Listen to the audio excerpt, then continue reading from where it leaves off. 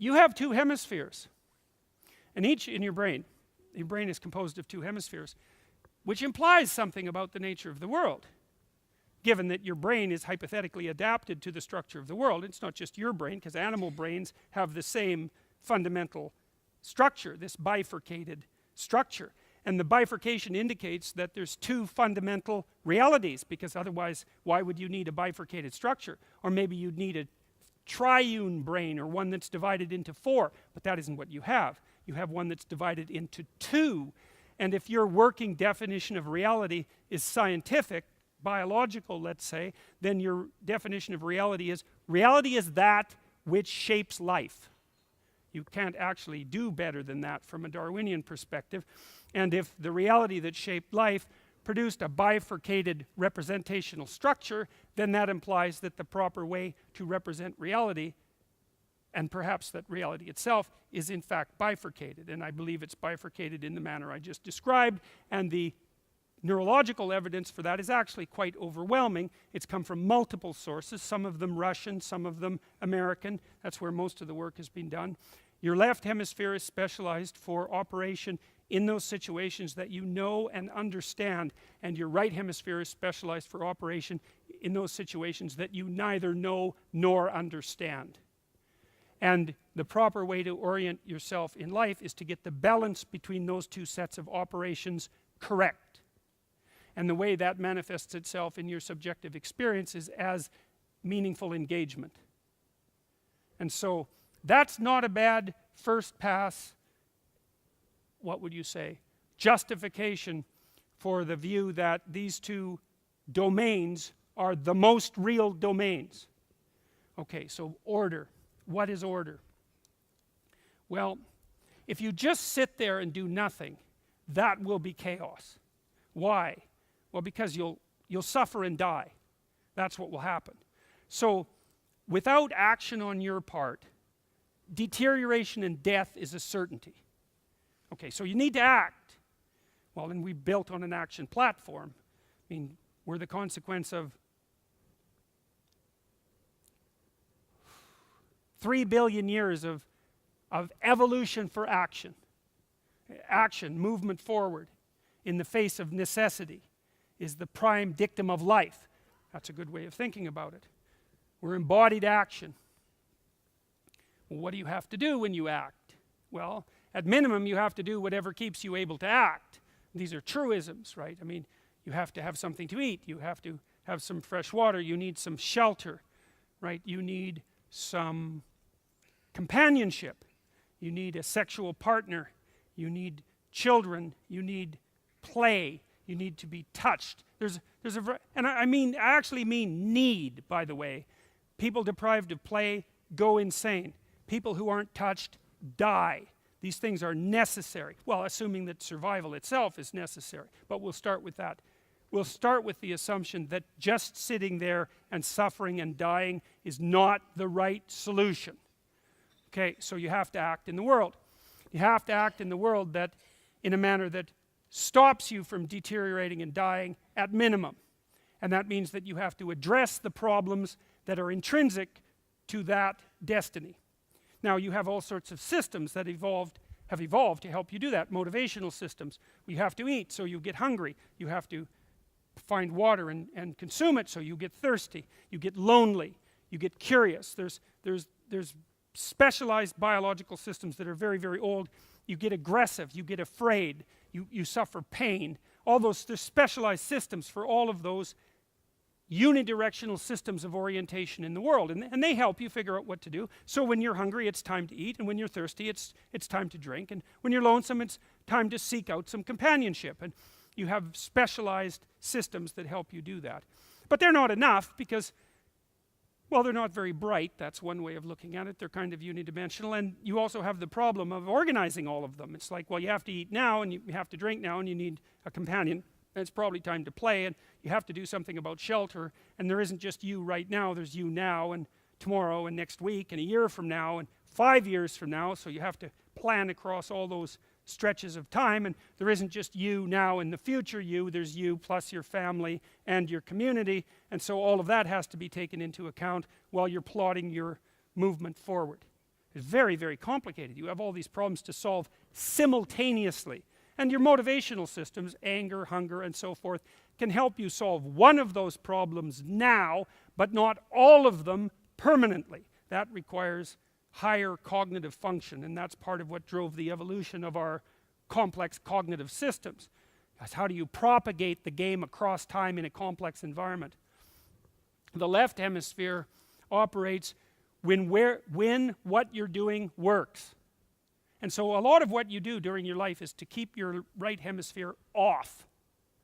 People don't like it going on accidentally. It's the home of negative emotion. It's the home of pain and anxiety. It's the thing that turns on and freezes you in your tracks when something that you deeply did not expect happens. And it prepares you to deal with the onslaught of what you didn't expect. Now, it's not all bad news, because to use the right hemisphere in a judicious manner is also something that adds intrigue and interest and artistic expression and all sorts of positive things to your life. So, because potential is not only negative, it's also positive, it can be dealt with in ways that are deeply enriching and meaningful. Order. Okay, so you have to do something. Otherwise the consequences are dire. To do something, you have to value something. It's a definitional issue. Because to do something is to act out the proposition that the thing you're doing, the thing you're aiming at, let's say, is preferable to the thing you have. And preferable means you'll do it. So those things are tied together so tightly you can't disentangle them. If you say, I'm aiming at X, but I don't value it, then there's something wrong with the way that you're conceptualizing the statement. Because to aim at something and to work to bring it into existence is the same as valuing it. And if you say, well, I don't value it, then something's out of kilter. Either you're acting out a falsehood, or you don't know what you're talking about. It's one of those two things. You meet people like that who are deeply confused. Their action patterns and their verbal self-representation don't mesh, but that doesn't mean that they're critics of value. It just means that they're deeply confused. So you have to act or you suffer. In order to act, you have to have a value structure, because to act you have to value one thing more than another, which means that you have to inhabit a structure of value. You have to. Okay, so you need a structure of value because it's the antidote to catastrophe.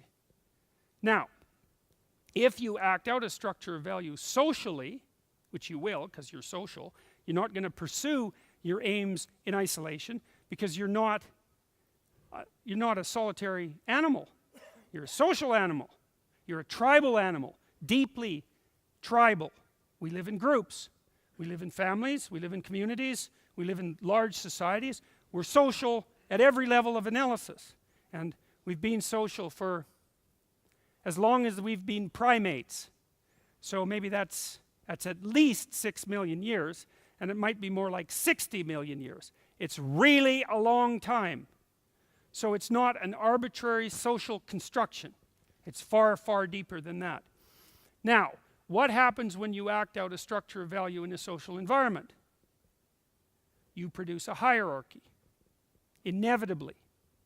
Well, let's think it through. Why? Well, let's say that you say that one thing is more worth doing than another, whatever it happens to be. And then you tell a bunch of people about what you're doing, and they decide that they're going to come along and help you do this thing that's valuable because they also think it's valuable. And maybe you get 20 people together to do this thing, whatever it happens to be. And the first thing you discover is that some of the people are way better at doing whatever it is that they're doing than other people. So, and who knows why that is, because it depends on what you chose to do. You know, if you chose A, then it would be a different group of people who were good at it than if you chose B, because people differ in their abilities. But one thing you will not escape from if you make an organization to do something valuable is the brute fact that it will be a minority of the people who are good at doing it. And there's actually a law. It's called Price's Law, and it's a real law. It even governs the size of cities and the mass of stars and the heights of plants in the jungle. It just doesn't govern human interactions. And Price's Law says that the square root of the number of people engaged in an enterprise will do half the work. So if you have 10 people doing something, 3 of them will do half the work, But if you have 100 people doing something, then 10 of them will do half the work. And if you have 10,000 people doing something, then 100 of them will do half the work. And you know how wealth distributes itself such that a minority of people have most of the money. 85 richest people in the world have as much money as the bottom 2.5 billion. It's something like that. And everybody goes, oh my God, the 1%. It's like, well, first of all, you're all the 1%, so get over yourself, because you're, you know, Western European, roughly speaking, and by current world standards, and certainly by historical standards, you're all well ensconced in the 1%. So if that's a problem, well, it's a problem for all of you. And some of you might be, you know, richer than that, but that doesn't mean all of you aren't in the same boat, fundamentally. The fact that wealth aggregates in the hands of a small number of people is part of the general expression of Price's law. There's nothing special about the distribution of money. You see the same thing in every creative domain. I mean, how many of you have recorded a gold record? How many? Looks like 0. Oh, there's one person. Okay, there's 850 people in here, so there's 1 in 1,000, so that's 1/10 of 1%, something like that. How many of you have written a piano concerto? How about painted a painting that's hanging in a national museum? Oh look, it's none of you again. Right. Well, and how many of you have been a member of a professional sports team? Okay, look, oh, one, so that's 1 in 1,000. Well, you get the point here. Well, there was a couple. Okay, so looks like it's easier to be a member of a professional sports team. or my audience is biased, the sample's biased.